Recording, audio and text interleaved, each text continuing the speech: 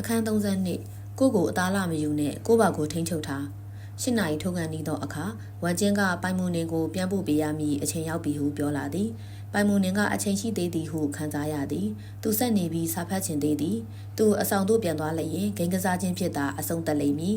ထို့ကြောင့်သူ၏အုံနောက်လေးကိုအသိပညာဖြစ်တာဖြည့်လိုက်ခြင်းကပိုကောင်းသည်နောက်ဆုံး9နာရီကျော်မှသာပိုင်မွန်နင်ပြန်ခဲ့သည်အမြဲလိုဝမ်ကျင်းကသူ့အားအဆောင်အဆောက်အအုံဝင်းပေါက်အထိလိုက်ပို့ပေးတတ်သည်ပိုင်မွန်နင်ကဝမ်ကျင်းကိုပြောလိုက်သည်ဒေါက်တာဝမ်ကျွန်တော်လည်းအပြင်မထွက်တော့ပါဘူးအဆောင်မှာပဲနေပြီးစာကြိုးစားချက်တော်မယ်အတိအမှတ်ပြုလက်မှတ်ရပြီးတကယ်တရုတ်တိုင်းစီးဆရာဝန်ဖြစ်လာအောင်ကြိုးစားမှာ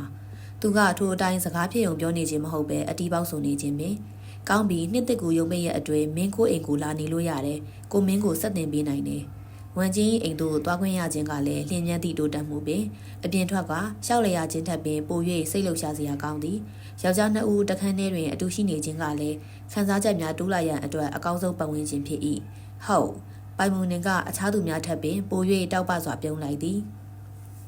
နောက်တနေ့နံနက်တွင်ချန်ဟောင်းနန်ကပိုင်မွန်နင်ထံလာကတိုးတက်မှုရှိမရှိမေးလာသည်ပိုင်မွန်နင်သူ့အားအမှန်အတိုင်းပြောပြလိုက်လေလျင်ချန်ဟောင်းနန်မှာစိတ်ပြအားငယ်တန်အားလှုပ်ပြလာလေသည်ရှောင်းနေမင်းဘလို့လို့လောင်ဝမ်ရဲ့စကားနားထောင်ရတာလေမင်းမသွားကျင်ဘူးလားပိုင်မုန်နေမှာသွားကျင်နေစေဖြစ်တော့လဲဝမ်ချင်းမလိုက်လျင်သူလည်းမလိုက်ချင်တော့ပြီထို့အပြင်သူ့အားဝမ်ချင်းကပိတ်ရက်တွင်အိမ်သို့ဖိတ်ခေါ်ထားရာအရှုံးမရှိကြဒေါက်တာဝမ်ကတကယ်မှမလိုက်ချင်တာကျွန်တော်လည်းသူ့ကိုအတင်းကျပ်ကြီးမခိုင်းချင်ဘူးထားလိုက်ပါတော့ခမည်းတော်သွားပြောကြလေကျွန်တော်တို့ဒီမှာပဲနေပြီးစောင့်ရှောက်ထားပေးမယ်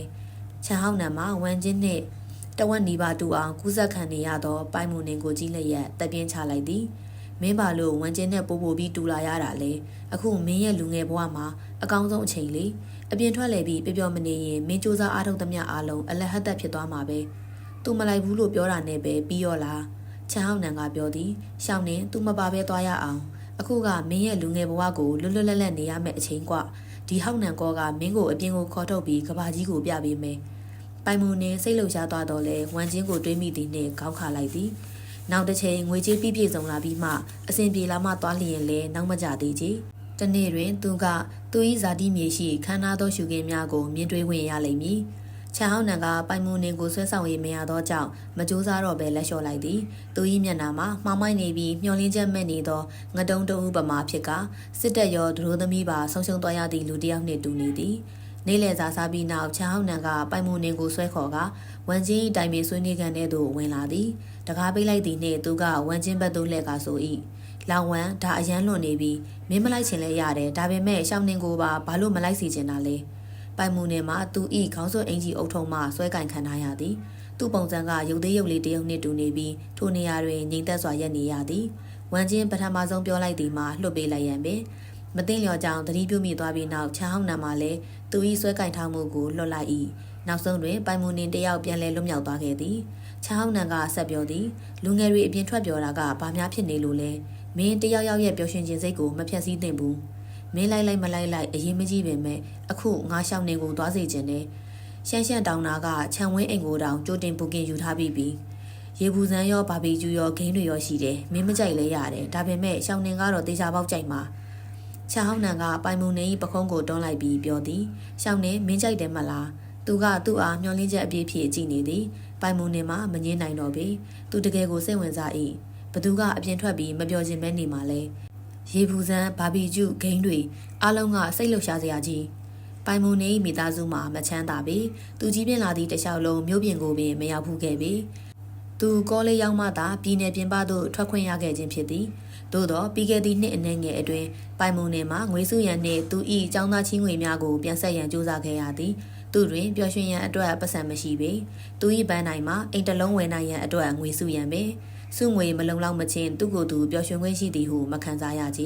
ယခုတစုံတစ်ယောက်ကသူ့ကိုအကုံကြခံကခီးထွက်ရန်ခေါ်နေပါတော့လဲသူမသွားနိုင်သေးပေပိုင်မုန်နေမှာစိတ်ပြက်လွန်၍တေးခြင်းမိ၏ပိုင်မုန်နေကသူ၏နှကမ်းများကိုခတ်တင်းတင်းစီးလိုက်ပြီးစိတ်ကမပါပဲပြောလိုက်သည်ဟောက်နန်ကကျွန်တော်တကယ်မသွားခြင်းလို့ပါဒေါက်တာဝမ်ကကျွန်တော်ကိုတွားခွင့်မပေးတာမဟုတ်ပါဘူး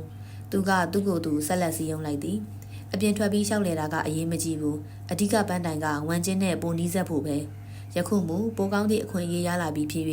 သူဝမ်ကျင်းနှင့်အတူနှစ်ယောက်တည်းအတူရှိရန်ပိုရွေးချယ်တင်သည်သူဝမ်ကျင်းအိမ်ကိုသွားရမည်သူ့ကိုရင်းကပို၍ဆဲဆောင်နိုင်၏အပျော်ခရီးထွက်ခြင်းကိုမူနောက်မှလုပ်ရရသည် ဝမ်ကျင်းကသူ့ကိုမောကြည့်လိုက်ပြီးတကယ်ကိုကျေနပ်နေသည်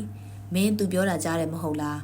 းချန်ဟောင်းနံမှာပို၍ပင်စိတ်ပြတ်သွားတော့သည်လုံးဝတက်ကြွနေတတ်တဲ့ကလေးတစ်ယောက်ကအခုတော့မင်းကြောင့် energy တွေရောက်ကုန်ပြီအရန်ရှေးရိုးဆွဲလွန်းနေတဲ့ကောင်မင်းငယ်ငယ်တုန်းကမှပိုပြီးချစ်စရာကောင်းတာမင်းကအသက်ကြီးလာလေပိုပြီးပြင်းစရာကောင်းလာလေပဲဘလို့ဖြစ်ရတာလဲငါတို့တွေကြောင်းပြေးပြီးရှောက်လဲကြတဲ့အဲ့ဒီအချိန်တွေကိုပဲတကယ်လွမ်းနေထို့သူပြောပြီးနောက်ချန်ဟောင်းနံကဒေါသတကြီးထွက်သွားသည်ပိုင်မူနေမှာထိုနေရာတွင်ခဏမျှကြောင်သွားသည်သူအံ့အားသင့်သွားရ၏ဒေါက်တာဝန်ကကြောင်းပြေးခဲ့ဘူးလေလာ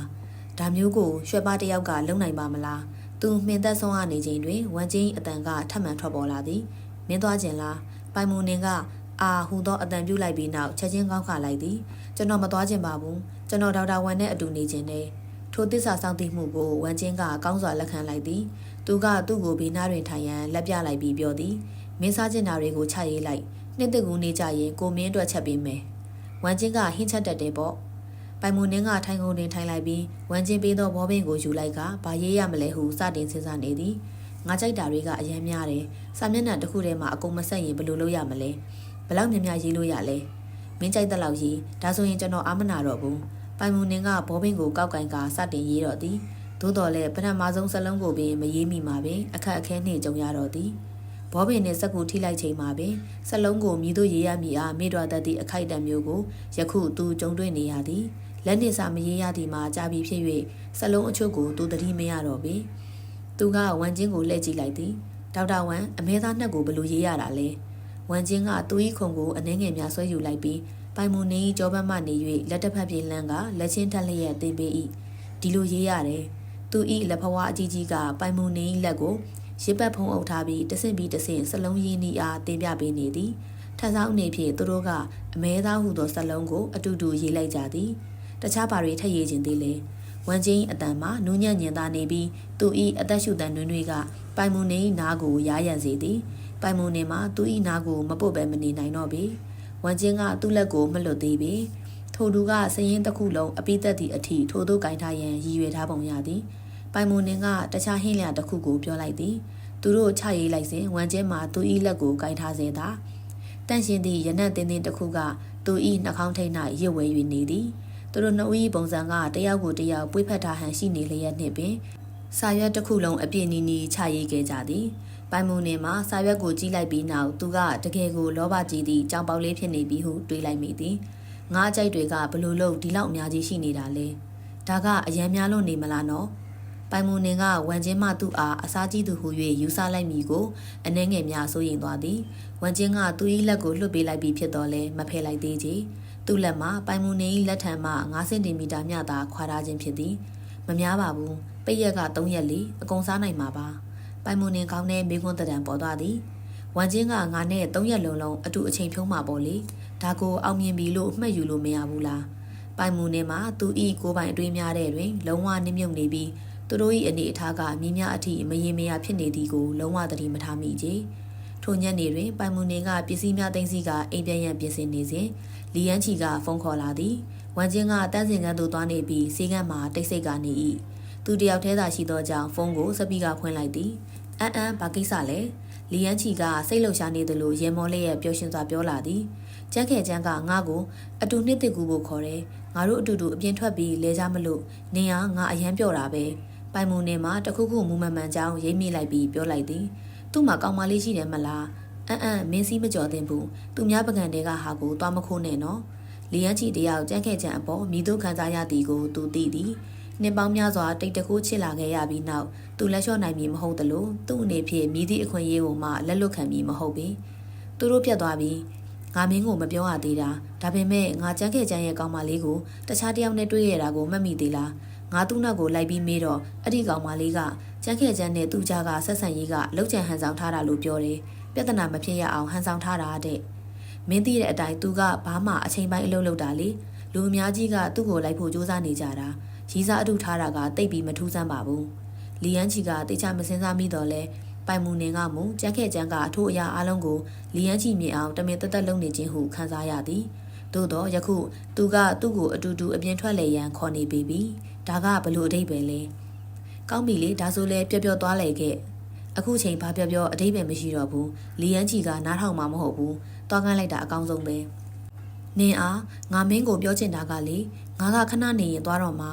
မင်းနောက်ရက်တွေအဆောင်မှာတယောက်တည်းဖြစ်နေမှာဆိုတော့ကြောက်လားတခြားသူတွေအခန်းထဲမှာခဏလောက်ဝင်အိမ်မလားမင်းတယောက်တည်းအိမ်ရမှာကြောက်တာကိုငါသိတယ်ဒါပေမဲ့ဒီအခွင့်အရေးကိုငါတကယ်လက်မလွတ်ချင်ဘူးငါတကယ်ကိုကြက်ခဲ့ကြနဲ့အတူသွားလဲခြင်းနဲ့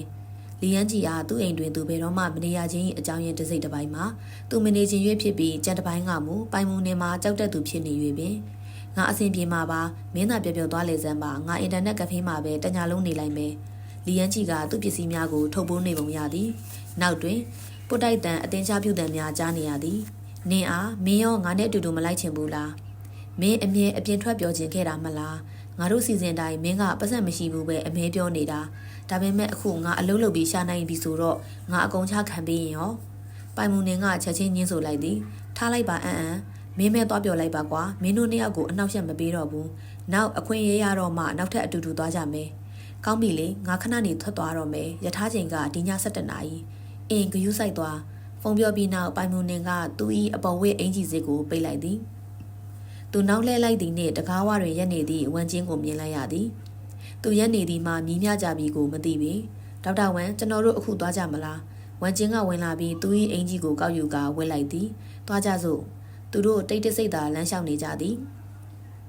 ပိုင်မူနင်ကဝန်ချင်း၏ပုံစံကစကားပြောလေစိမ့်မရှိပုံရသည်ကိုတတိထားမိပြီးကိုယ်တိုင်လည်းအနှဲငယ်မြစိတ်မသက်မသာဖြစ်နေသဖြင့်တိတ်တဆိတ်သာနေလိုက်သည်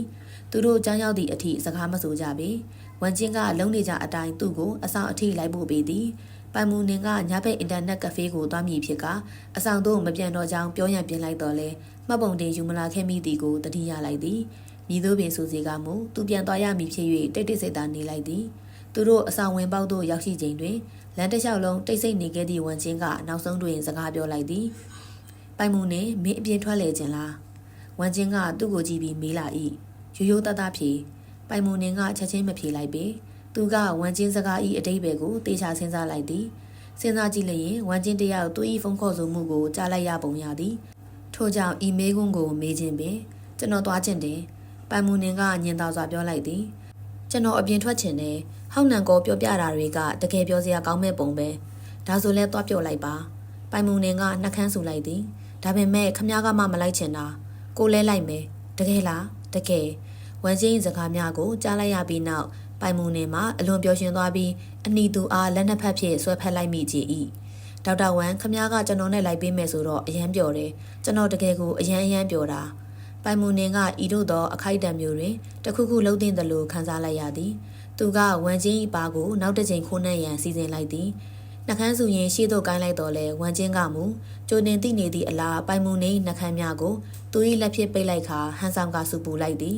ကိုကိုအသားလာမယူနဲ့ចောင်းသားရှောင်းနဲ့ကိုထိန်းချုပ်ထားပါပိုင်မူနင်ကောင်းတဲ့မေခွန်းတံတန်ပေါ်သွားသည်ပိုင်မူနင်ကစိတ်ပြက်လက်ပြက်ဖြစ်တာမျက်မှောင်ကျုံလိုက်သည်ဒေါက်တာဝမ်ကငါ့ကိုထမနှန်းခိုင်းတော့ရင်ငါဘာလုပ်ရမှာလဲ